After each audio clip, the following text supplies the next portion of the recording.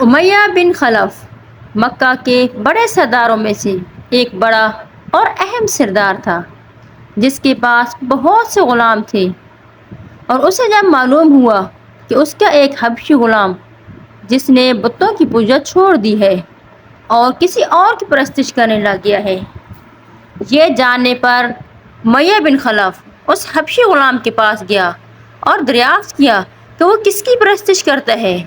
اس پر اس حبشی غلام نے کہا کہ وہ محمد کے خدا کی پرستش کرتا ہے۔ یہ سن کر امیہ بن خلف نے کہا کہ پھر تو یقیناً اس کا مطلب یہ ہوا کہ تم محمد کے خدا کی پرستش کرتے ہو، تمہارے بتوں کے دشمن ہوئے۔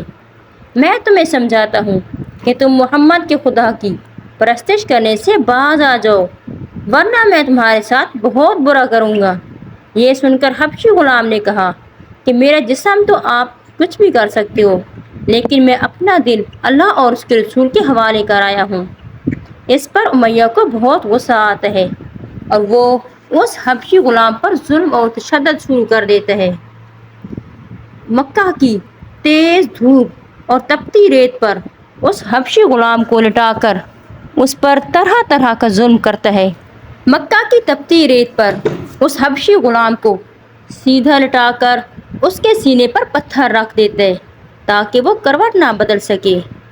جب خود سے ظلم کرتا ہے اور پھر بھی اس حبشی غلام کے منہ پر احد نکلتا ہے تو تنگ آ کر مکہ کے اوباش لڑکوں سے کہتا ہے کہ اس حبشی غلام کو پتھر مارو، اور تمام اوباش لڑکے امیہ بن خلف کو خوش کرنے کے لیے اس حبشی غلام پر تشدد کرتے ہیں۔ ایک دن تو انتہا ہو جاتی ہے، پورا دن اور پوری رات اس غلام کو بھوکا رکھ کر اس پر تشدد ہوتا ہے۔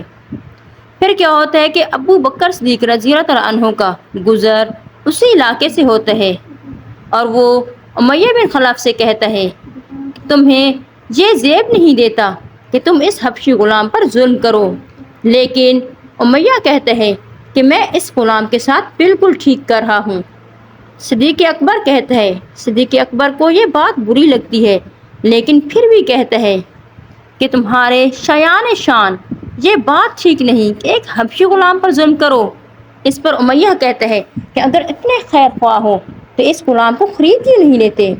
صدیق اکبر کہتا ہے ٹھیک ہے، میں خریدتا ہوں، اس کی کیا قیمت ہے؟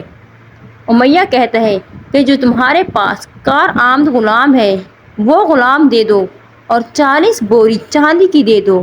اس پر صدیق اکبر فوراً راضی ہو جاتا ہے۔ حالانکہ امیہ اسی لیے یہ کہتا ہے کہ اتنا کارآمد غلام اور چاندی دے کر بھلا کیوں صدیق اکبر ایک عام سا غلام لے گا، لیکن حضرت صدیق رضی اللہ عنہ وہ غلام خرید لیتے ہیں، اور جب واپس سرکار دو عالم صلی اللہ علیہ وآلہ وسلم کی بارگاہ میں حاضر ہوتا ہے تو ان کو ساری بات بتاتا ہے۔ ہمارے پاک پیغمبر صلی اللہ علیہ وآلہ وسلم یہ سن کر صدیق اکبر سے کہتے ہیں کہ مجھے بھی اس کار خیر میں حصہ دو۔ اس پر حضرت ابوبکر صدیق رضی اللہ عنہ کہتے ہیں کہ میں نے یہ غلام خرید کر آزاد کر دیا۔ اس کے بعد یہی غلام حضرت بلال رضی اللہ عنہ تھے۔ وہ آپ صلی اللہ علیہ وآلہ وسلم کی خدمت میں حاضر ہو کر کلمہ پڑھ کر مسلمان ہو جاتا ہے، اور پھر پاک پیغمبر صلی اللہ علیہ وآلہ وسلم کا صحابی بن جاتا ہے، اور ہر غزوہ میں ان کے ساتھ ہوتا ہے۔ ان کو ہی شرف حاصل تھا کہ جب مسجد نبوی تعمیر ہوئی تو سب سے پہلے مؤذن حضرت بلال کو ہی مقرر کیا گیا۔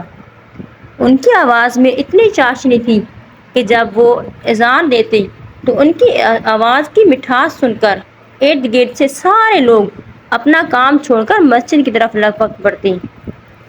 یہ وفادار حبشی غلام ہر مقام پر سرور دو عالم صلی اللہ علیہ وآلہ وسلم کے ساتھ رہے۔ سرور دو عالم صلی اللہ علیہ وآلہ وسلم کے اس دنیا سے رخصت ہو جانے کے بعد جہاد فی سبیل اللہ شروع کیا۔ اس نے اپنے آپ کو اللہ تعالیٰ کی راہ میں وقف کر دیا۔